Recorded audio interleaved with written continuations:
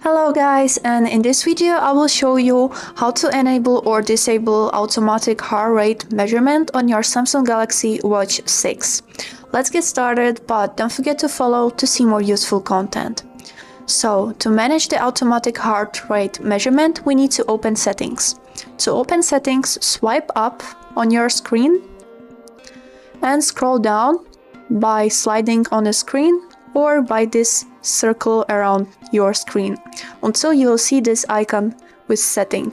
Click on it and scroll down until you will see tab named Health. Click on it and right here click on a heart rate. Right here at this tab heart rate, you can see three options. The first option is measure continuously.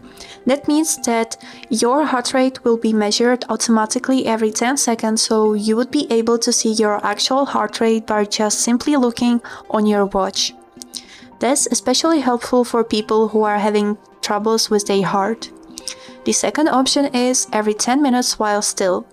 These watches are able to find out when you are moving, either walking, running, or doing exercises, or any other sport. And they can also know when you are resting, and it will measure your heart rate every 10 minutes while are you resting. And the last option is manual only.